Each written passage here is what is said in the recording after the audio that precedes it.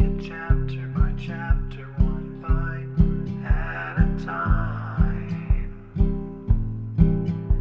So many adventures and mountains we can climb. Take it word for word, line by line, one bite at a time.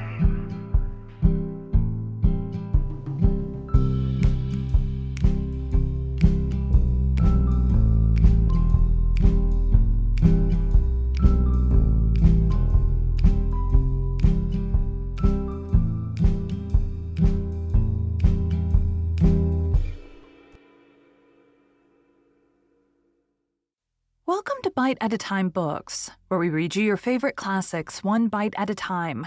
My name is Bree Carlisle, and I love to read and wanted to share my passion with listeners like you. If you like the podcast, join our Facebook group, biteatatimebooks.com/Facebook group. Be sure to follow my show on your favorite podcast platform so you get all the new episodes. You can find most of our links in the show notes, but also our website, biteatatimebooks.com, includes all of the links for our show, including to our Patreon to support the show, and YouTube, where we have special behind the narration of the episodes.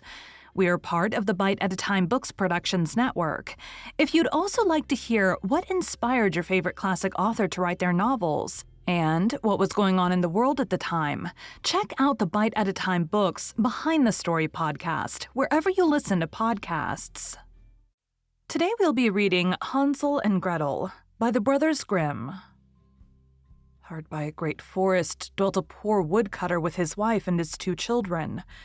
The boy was called Hansel, and the girl Gretel. He had little to bite and to break, and once when great dearth fell on the land, he could no longer procure even daily bread. Now, when he thought over this by night in his bed and tossed about in his anxiety, he groaned and said to his wife, "What is to become of us? How are we to feed our poor children when we no longer have anything even for ourselves?" "I'll tell you what, husband," answered the woman. "Early tomorrow morning we will take the children out into the forest to where it is the thickest. There we will light a fire for them and give each of them one more piece of bread, and then we will go to our work and leave them alone. They will not find the way home again, and we shall be rid of them." "No, wife," said the man, "I will not do that. How can I bear to leave my children alone in the forest? The wild animals would soon come and tear them to pieces." "Oh, you fool," said she. "Then we must all 4 die of hunger. You may as well plane the planks for our coffins." And she left him no peace until he consented. "But I feel very sorry for the poor children all the same," said the man. The 2 children had also not been able to sleep for hunger, and had heard what their stepmother had said to their father. Gretel wept bitter tears and said to Hansel, "Now it is over with us." "Be quiet, Gretel," said Hansel. "Do not distress yourself. I will soon find a way to help us." And when the old folks had fallen asleep, he got up, put on his little coat, opened the door below, and crept outside. The moon shone brightly, and the white pebbles which lay in front of the house glittered like real silver pennies. Hansel stooped and stuffed the little pocket of his coat with as many as he could get in. Then he went back and said to Gretel, "Be comforted, dear little sister, and sleep in peace. God will not forsake us." And he lay down again in his bed. When day dawned, but before the sun had risen, the woman came and awoke the 2 children, saying, "Get up, you sluggards. We're going into the forest to fetch wood." She gave each a little piece of bread and said, "There is something for your dinner, but do not eat it up before then, for you will get nothing else." Gretel took the bread under her apron as Hansel had the pebbles in his pocket. Then they all set out together on the way to the forest. When they had walked a short time, Hansel still stood and peeped back at the house, and did so again and again. His father said, "Hansel, what are you looking at there and staying behind for? Pay attention and do not forget how to use your legs." "Ah, father," said Hansel, "I'm looking at my little white cat, which is sitting up on the roof and wants to say goodbye to me." The wife said, "Fool, that is not your little cat. That is the morning sun which is shining on the chimneys." Hansel, however, had not been looking back at the cat, but had been constantly throwing one of the white pebble stones out of his pocket on the road. When they had reached the middle of the forest, the father said, "Now, children, pile up some wood, and I will light a fire that you may not be cold." Hansel and Gretel gathered brushwood together as high as a little hill. The brushwood was lighted, and when the flames were burning very high, the woman said, "Now, children, lay yourselves down by the fire and rest. We will go into the forest and cut some wood. When we have done, we will come back and fetch you away." Hansel and Gretel sat by the fire, and when noon came, each ate a little piece of bread, and as they heard the strokes of the wood axe, they believed that their father was near. It was not the axe, however, but a branch which he had fastened to a withered tree which the wind was blowing backwards and forwards, and as they had been sitting such a long time, their eyes closed with fatigue, and they fell fast asleep. When at last they awoke, it was already dark night. Gretel began to cry and said, "How are we to get out of the forest now?" But Hansel comforted her and said, "Just wait a little, until the moon has risen, and then we will soon find the way." And when the full moon had risen, Hansel took his little sister by the hand and followed the pebbles which shone like newly coined silver pieces, and showed them the way. They walked the whole night long, and by break of day came once more to their father's house.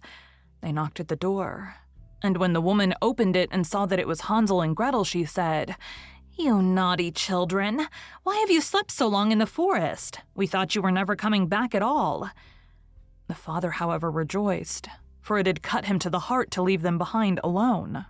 Not long afterwards, there was once more great dearth throughout the land, and the children heard their mother saying at night to their father, "Everything is eaten again. We have one half loaf left, and that is the end. The children must go. We will take them further into the wood so that they will not find their way out again. There's no other means of saving ourselves." The man's heart was heavy, and he thought, "It would be better for you to share the last mouthful with your children." The woman, however, would listen to nothing that he had to say, but scolded and reproached him. He who says A must say B. Likewise, and he has yielded the first time, he had to do so a second time also. The children, however, were still awake, and had heard the conversation. When the old folks were asleep, Hansel again got up and wanted to go out and pick up pebbles as he had done before, but the woman had locked the door, and Hansel could not get out. Nevertheless, he comforted his little sister and said, "Do not cry, Gretel. Go to sleep quietly. The good God will help us." Early in the morning came the woman, and took the children out of their beds. Their piece of bread was given to them, but it was still smaller than the time before. On the way into the forest, Hansel crumbled his in his pocket and often stood still and threw a morsel on the ground. "Hansel, why do you stop and look round?" said the father. "Go on." "I'm looking back at my little pigeon which is sitting on the roof, and wants to say goodbye to me," answered Hansel. "Fool," said the woman, "that is not your little pigeon. That is the morning sun that is shining on the chimney." Hansel, however, little by little threw all the crumbs on the path. The woman led the children still deeper into the forest, where they had never in their lives been before. Then a great fire was again made, and the mother said, "Just sit there, you children, and when you are tired you may sleep a little. We're going into the forest to cut wood, and in the evening when we are done we will come and fetch you away." When it was noon, Gretel shared her piece of bread with Hansel, who had scattered his by the way. Then they fell asleep, and evening passed. But no one came to the poor children. They did not awake until it was dark night. And Hansel comforted his little sister and said, "Just wait, Gretel, until the moon rises, and then we shall see the crumbs of bread which I have strewn about. They will show us our way home again." When the moon came, they set out, but they found no crumbs, for the many thousands of birds which fly about in the woods and fields had picked them all up. Hansel said to Gretel, "We shall soon find the way." But they did not find it. They walked the whole night and all the next day too, from morning till evening, but they did not get out of the forest and were very hungry, for they had nothing to eat but 2 or 3 berries, which grew on the ground. And as they were so weary that their legs would carry them no longer, they lay down beneath a tree and fell asleep. It was now 3 mornings since they had left their father's house. They began to walk again, but they always came deeper into the forest. And if help did not come soon, they must die of hunger and weariness. When it was midday, they saw a beautiful snow-white bird sitting on a bough, which sang so delightfully that they stood still and listened to it. And when its song was over, it spread its wings and flew away before them. And they followed it until they reached a little house, on the roof of which it alighted. And when they approached the little house, they saw that it was built of bread and covered with cakes, but that the windows were of clear sugar. "We will set to work on that," said Hansel, "and have a good meal. I will eat a bit of the roof, and you, Gretel, can eat some of the window. It will taste sweet." Hansel reached up above and broke off a little of the roof to try how it tasted, and Gretel leaned against the window and nibbled at the panes. Then a soft voice cried from the parlor, "Nibble, nibble, gnaw. Who is nibbling at my little house?" The children answered, the wind, the heaven-born wind," and went on eating without disturbing themselves. Hansel, who liked the taste of the roof, tore down a great piece of it, and Gretel pushed out the whole of one round window pane, sat down, and enjoyed herself with it. Suddenly the door opened, and a woman as old as the hills who supported herself on crutches came creeping out. Hansel and Gretel were so terribly frightened that they let fall what they had in their hands. The old woman, however, nodded her head and said, "Oh, you dear children, who has brought you here? Do come in and stay with me. No harm shall happen to you." She took them both by the hand and led them into her little house. Then good food was set before them, milk and pancakes, with sugar, apples, and nuts.